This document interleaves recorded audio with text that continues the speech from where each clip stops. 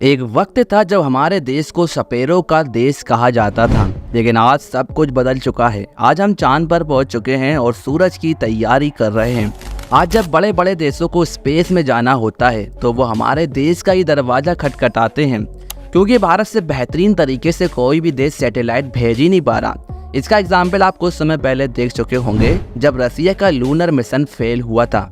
और दोस्तों, बात सिर्फ यहीं पर ख़त्म नहीं होती, क्योंकि बात जब जब डेवलपमेंट की आती है तो भारत इस क्षेत्र में इतना तेज़ी से ग्रो हो रहा है कि उसने 9 सालों में 74 एयरपोर्ट बना डाले। और सिर्फ यही नहीं, आज दुनिया का सबसे ऊंचा रेल ब्रिज यानी कि चिनाब ब्रिज भी भारत में मौजूद है।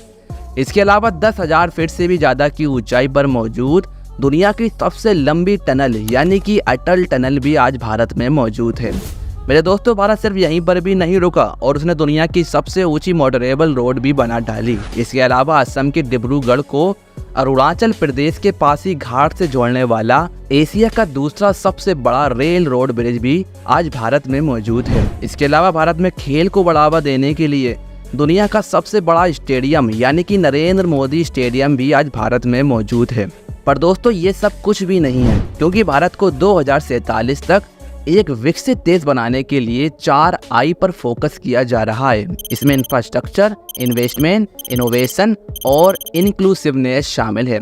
इसी के चलते आज भारत में एक से बढ़कर एक इंफ्रास्ट्रक्चर प्रोजेक्ट पर वर्क चल रहा है, जिनकी मदद से भारत में एजुकेशन, एग्रीकल्चर, इन्वेस्टमेंट, इकोनॉमी और इंफ्रास्ट्रक्चर बूस्ट होने की उम्मीद है।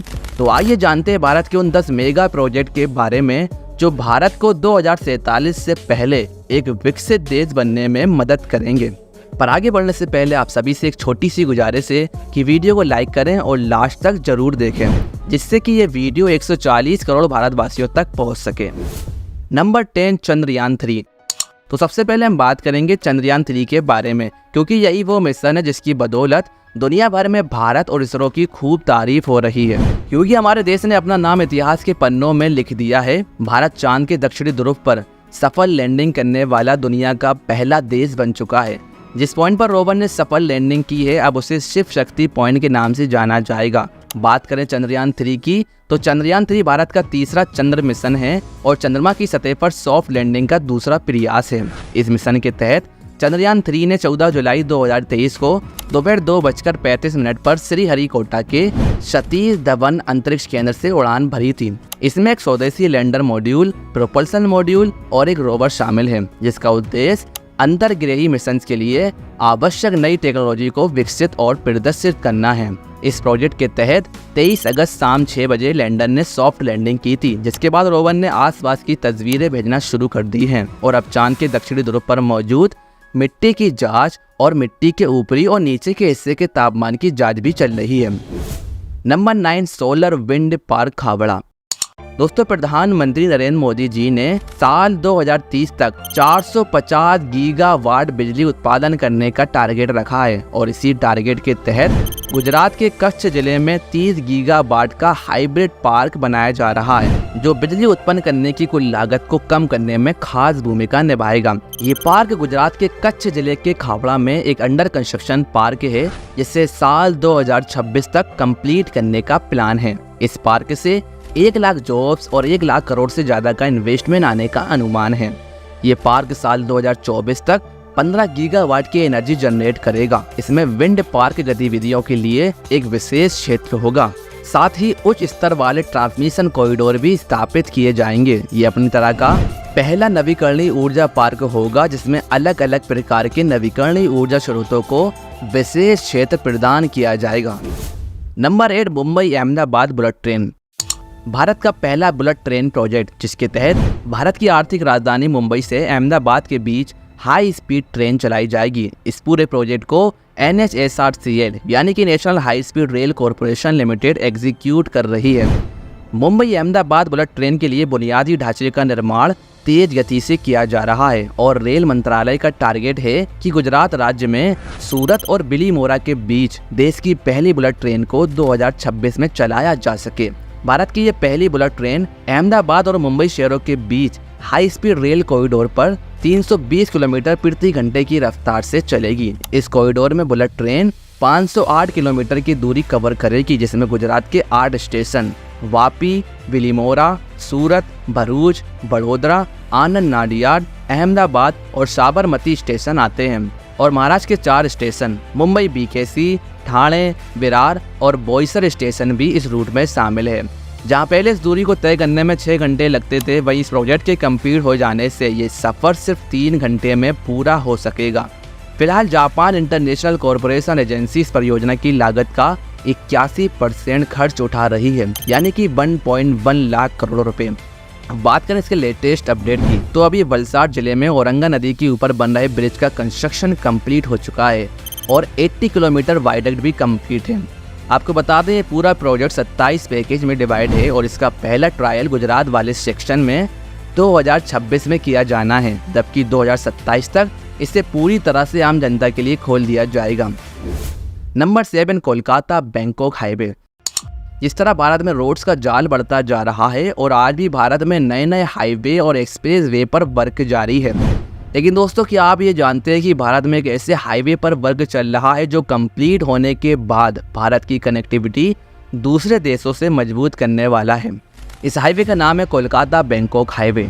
India Myanmar Thailand highway 2800 kilometre लंबा एक ट्राइलेटरल हाईवे है जो इंडिया को थाईलैंड से एक ट्राइलेटरल हाईवे के थ्रू जोड़ रहा है। इस हाईवे की मदद से एशिया की 2 मेजर सिटी कोलकाता और बैंकॉक हाईवे के माध्यम से जोड़ेंगे और भारत और थाईलैंड के बीच कनेक्टिविटी बढ़ाएंगे। हमारे former prime minister Atal Bihari Vajpayee ji का ये सपना था कि भारत से थाईलैंड के बीच बनने वाला ये हाईवे जल्द से जल्द शुरू किया जाए और अब वाजपेयी गवर्नमेंट का ये सपना आने वाले 3 से 4 सालों में साकार होने वाला है। जी हाँ दोस्तों, साल 2027 तक इंडिया म्यांमार थाईलैंड यानी कि IMT ट्राइलेटरल हाईवे को ऑफिशियली तौर पर खोल दिया जाएगा। इस हाईवे से इंडिया, थाईलैंड और म्यांमार के बीच ट्रेड रिलेशन को मजबूती मिलेगी। साथ ही बड़े बड़े बिजनेसमैन से लेकर आम जनता भी इस हाईवे की मदद से इन तीनों देशों की यात्रा भी कर सकेंगे। Number 6, Noida international airport. दोस्तों, नोएडा इंटरनेशनल एयरपोर्ट सिर्फ भारत का ही नहीं बल्कि एशिया का सबसे बड़ा एयरपोर्ट होने वाला है जो 6200 हेक्टेयर एरिया कवर करेगा। और जैसा कि सभी को पता है कि इस एयरपोर्ट को दिल्ली NCR में मौजूद इंदिरा गांधी इंटरनेशनल एयरपोर्ट के एक दूसरे ऑप्शन के तौर पर डेवलप किया जा रहा है, क्योंकि IGI एयरपोर्ट काफ़ी बिजी हो चुका है और इसी समस्या को सोल्व करने के लिए नोएडा एयरपोर्ट का बनना बेहद ज़रूरी है। इस एयरपोर्ट में हमें विदेशों वाली सारी फैसिलिटी मिल जाएगी और एयरपोर्ट को बेहतर कनेक्टिविटी देने का भी प्लान है, जिसके लिए इसे हाई स्पीड रेल लाइन से जोड़ा जाएगा जिससे दिल्ली तक एयरपोर्ट की कनेक्टिविटी सीमलेस हो सके। इसके अलावा नोएडा एयरपोर्ट भारत का पहला ऐसा एयरपोर्ट होगा जहां पर पोर्ट टैक्सी की सुविधा भी मिलेगी। इसके साथ ही यहाँ पर logistic hub, warehouse hub, mall और पब भी बनाया जाएगा। बात करें इस एयरपोर्ट के रनवे की तो 4 फेज में बनाए जाने वाले इस एयरपोर्ट पर 8 रनवे बनाए जाने हैं। इसके पहले फेज में 4150 मीटर लंबा और 45 मीटर चौड़ा एक रनवे बनाया जाएगा। साथ ही 90,000 स्क्वायर मीटर क्षेत्र में एक टर्मिनल बिल्डिंग, समानांतर end to end taxiway, ATC building, cargo facility, commercial development, metro और हाई स्पीड रेल स्टेशन और काफ़ी सारी एमिनिटीज़ भी इस फेज में बनाई जाएगी। नोएडा एयरपोर्ट के फेज 1 कंप्लीट होने के बाद हर साल 12 मिलियन या 1.2 करोड़ यात्री इस एयरपोर्ट का लाभ ले सकेंगे और जब ये एयरपोर्ट पूरी तरह से कंप्लीट हो जाएगा तो हर साल 225 मिलियन यात्री हैंडल कर सकेगा। नंबर 5, दी मुंबई आई।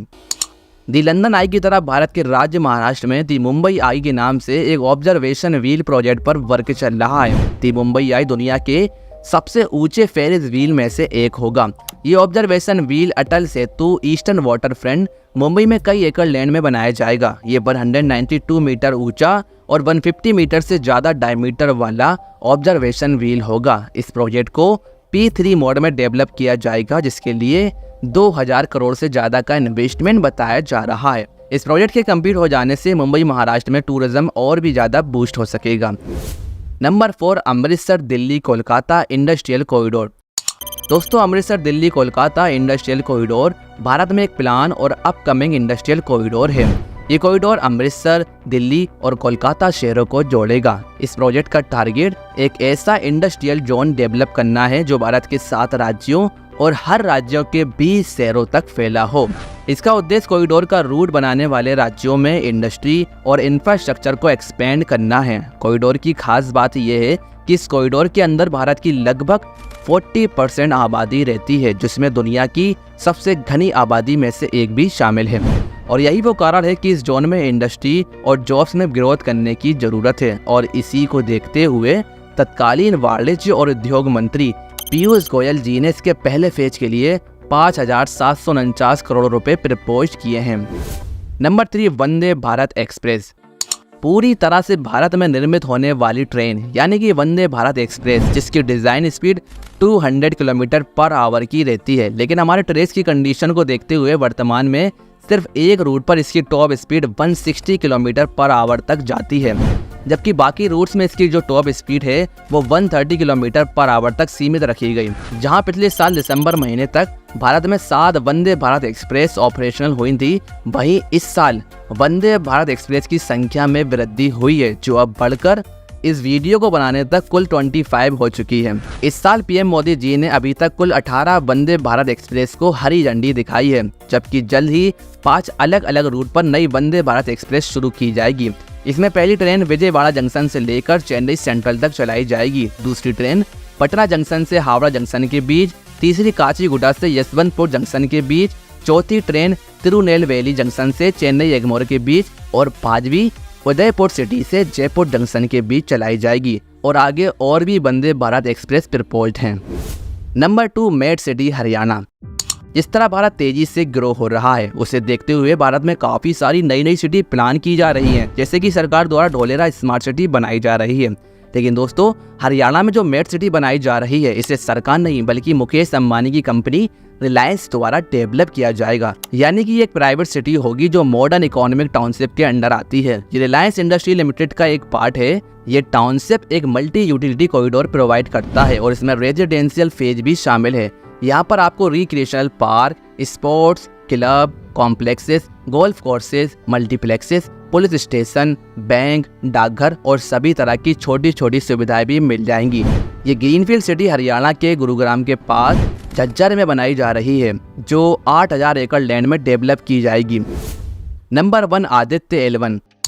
जहां एक तरफ भारत चांद के दक्षिणी ध्रुव पर यान की सफल लैंडिंग कराने वाला दुनिया का पहला देश बन चुका है, वहीं अब बारी है सूरज के बारे में जानने की। इसके लिए इसरो ने तैयारी शुरू कर दी है और वो जिस मिशन पर काम कर रहा है उसका नाम है आदित्य L1। जी हाँ दोस्तों, आदित्य L1 सोलर मिशन की मदद से हम सूरज के बारे में जान पाएंगे। बात करें आदित्य L1 मिशन की, तो ये मिशन सूरज के रहस्यों का अध्ययन करने वाला भारत का पहला मिशन होगा, जो स्पेस क्राफ्ट लॉन्च किए जाने के पूरे 4 महीने बाद सूरज पृथ्वी के सिस्टम में लैग्रेंज पॉइंट 1 तक पहुंचेगा, जो कि धरती से 15 लाख किलोमीटर दूर है। लैग्रेंज पॉइंट 1 के चारों तरफ एक हेलो ऑर्बिट में होने के कारण इस पॉइंट पर सूरज के ग्रहण का असर नहीं पड़ेगा, जिसके कारण वहां पर आसानी से शोध किया जा सकेगा। आदित्य L1 नाम की इस ऑब्जर्वेटरी को अंतरिक्ष में 2 सितंबर को भेजा जाएगा। इसे आंध्र प्रदेश के श्रीहरिकोटा में सतीश धवन स्पेस सेंटर से लॉन्च किया जाएगा। ये मिशन करीब 120 दिन यानी कि 4 महीने में 15 लाख किलोमीटर की दूरी तय करके सूरज की कक्षा में पहुंचेगा और वहां पर सौर वातावरण का अध्ययन करेगा और आंकड़े इकट्ठा करके पृथ्वी पर भेजेगा। तो दोस्तों, इस मिशन के लिए कमेंट में जय हिंद जरूर लिखिएगा और यदि वीडियो पसंद आई है तो इसे इतना शेयर करें कि ये वीडियो देश विदेश तक पहुंच सके। शुक्रिया।